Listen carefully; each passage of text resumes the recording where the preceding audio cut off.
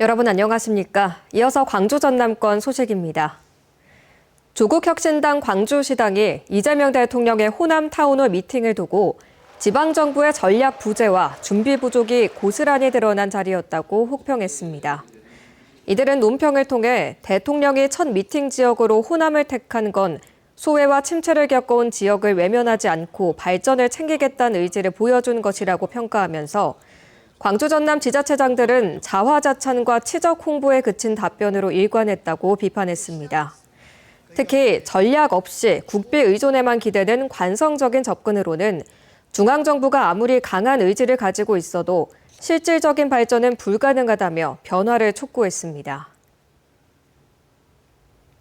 금호타이어 광주공장 정상화를 위한 시민대책위가 오늘 국회에서 기자회견을 열고 대통령실에 정부 지원을 촉구하는 의견서를 전달했습니다.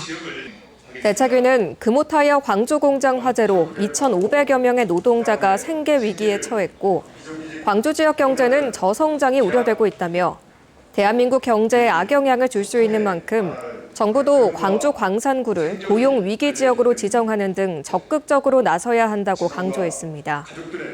그러면서 금호타이어 대주주 더블스타 측도 침묵으로 일관하지 말고 하루빨리 공장 정상화 대책을 발표하라고 덧붙였습니다.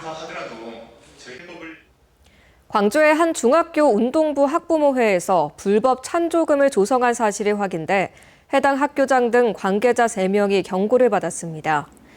광주시 교육청은 해당 학교에 대한 감사를 실시한 결과 운동부 학부모가 회비 명목으로 매월 1인당 5만 원에서 10만 원의 불법 찬조금을 조성한 사실을 확인했다고 밝혔습니다. 하지만 학부모 회비가 운동부 지도자에게 금품으로 제공됐는지에 대해서는 추가 조사가 필요하다고 보고 경찰에 수사를 의뢰하는 한편 학교장 등 관계자 3명에 대해서는 관리 책임을 물어 경고를 조치했습니다. 광주 지역에서 발생한 아동이나 청소년 성폭력 범죄 피해자의 절반 이상이 만 13세 미만인 것으로 조사됐습니다. 광주 해바라기 센터는 지난 20년간 만 19세 미만 성폭력 피해자는 모두 3,400여 명으로 이 가운데 57%인 1,900여 명이 만 13세 미만으로 집계됐다고 어제 밝혔습니다. 최근 7년간 사례를 분석하면 채팅 앱 등 미디어 매체로 인한 피해 사례가 약 25%로 조사됐습니다. 화순 어울림센터가 오늘 준공식을 한 뒤 본격적인 운영을 시작했습니다. 화순 어울림센터는 지하 1층, 지상 6층 건물로 문화센터와 체육관, 도서관 등 모든 연령대를 위한 문화복지시설을 갖췄습니다. 센터 조성에는 사업비 470억 원이 투입됐습니다. 6월 보훈의 달을 맞아 독립운동가 후손 특별기화자를 초청해 이야기를 나누는 자리가 마련됐습니다. 광주 출입국 외국인 사무소는 오늘 광산구 고려인 마을에서 독립운동가 후손 특별기화자 초청 행사를 열었다고 밝혔습니다. 오랜 타국 생활 끝에 한국 국적을 얻은 독립운동가의 후손들이 참여했고 이들은 직접 가족사를 전하며 조국으로 돌아온 소감을 전했습니다.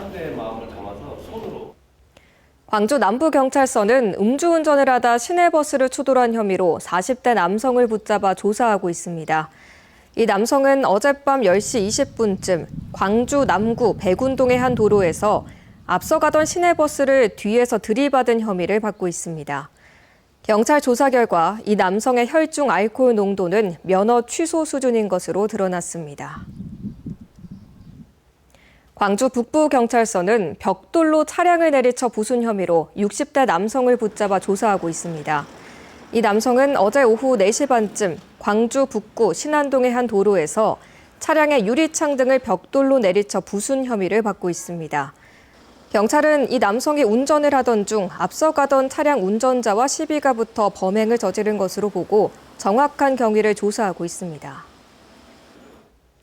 광주시 일자리 박람회 2025 광주 함께자 페스타가 어제 김대중 컨벤션 센터에서 열렸습니다. 행사에는 지역 중소기업 약 50곳이 참여했습니다.